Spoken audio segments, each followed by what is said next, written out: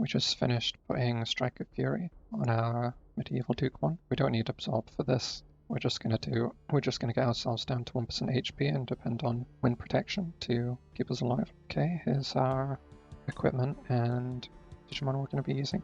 We've got our trusty assistant here just to get in the dungeon. I think we're all buffed up. We're just gonna have some of these event buffs. Just boost our attack up a bit, and we're good to go. Now we're gonna leave on our ult now, so now we can focus on doing the whole dungeon solo. I'll put a floor counter here at the side of the screen and some text for the current debuff. Most of the pre-boss floors we beat in 3 hits, so let's move to floor 5. The Mmon can be a pretty tough boss. It's probably where most teams get cleared from the dungeon. On the first hit and every third hit, we only deal 1 damage, so we try to cycle our tank or lower damage dealers to hit on those turns. We're relatively safe from most of his attacks because of our wind protection. I wasn't sure if the exact mechanics of his one-hit attack if it would go through that or not. So floor 6 to 9, we just switch our crests from Dynas to Quest of Courage since our exclusive trait is disabled.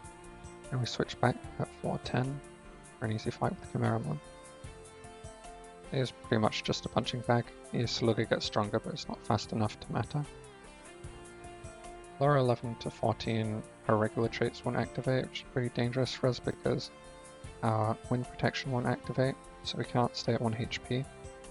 We switched from our strawberry candy to banana candy so that we can get critical hits, and we stayed at around 50% HP so we didn't die. That was all completely fine other than slowing us down a bit. Floor 15, we used Mmon X as our main tank, just in case the temptation procced, and it did, which dealt a huge amount of potentially everyone's HP.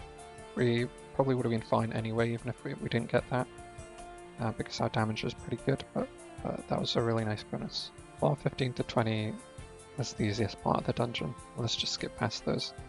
We had to actually use some defensive cards for floor 21 to 24 since we can never attack first. Thanks to our 100% wind protection chance, it just slowed us down a little. We never really got in much danger, so it was pretty straightforward. Mmon is a pretty challenging boss normally. He can be very slow if you do him incorrectly, so knowing that, we prepared our bar to burst him, and we got down to 1 HP for maximum fury damage, then lowered him to around 70% HP, attacked with Triple Fang to skip most of the under 6k damage phase, then pushed him to around 20% HP and Triple Fanged again to skip his evolve. Easy. For floor 26 to 29 we used converters on most of them. Even though converters get wiped every floor, they still give you the effect of the current floor. It's especially worth it versus unknown types where we were getting a 20% boost to our damage from using them. Even for other unknown types like Ordine, it's still worth using converters here because that gives you 10% damage still. The only Digimon that we had to be somewhat careful about on these floors is Mmon, since she has an AoE melee attack, which wind protection doesn't block, it's only range attacks.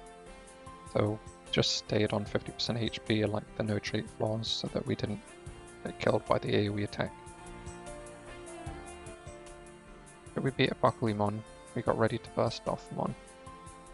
I wasn't really sure if we could burst Rage Mode fast enough if he evolved, since he does more damage, or rather he does pretty much insta-kill attacks under 70% HP, which is not normally a problem as a team, but I didn't know if we had the damage to deal with him like that. So we tried to burst Sleep Mode at around 30% HP so that he can evolve, and it worked. Our damage makes this pretty easy. I realized that we got Damon Masaru, which I was not prepared for. Masaru is pretty strong, he can one-hit all of our Digimon, so we pretty much had to go for the one-shot on him before he killed our medieval Digimon who was doing like all of our damage.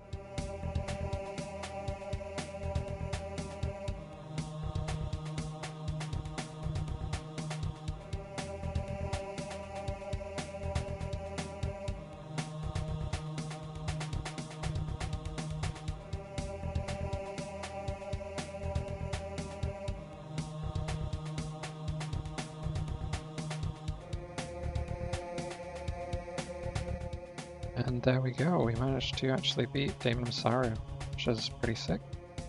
We did get pretty lucky, but we did manage to beat it in the end, which is all that matters. That's the entire Darkness Dungeon hard completed solo, including Damon Masaru, who was a nice surprise. Keep an eye out for my next upload, which will be Spiral Mountain solo. You won't want to miss that one. As always guys, thanks for watching, and hope you enjoyed. Bye!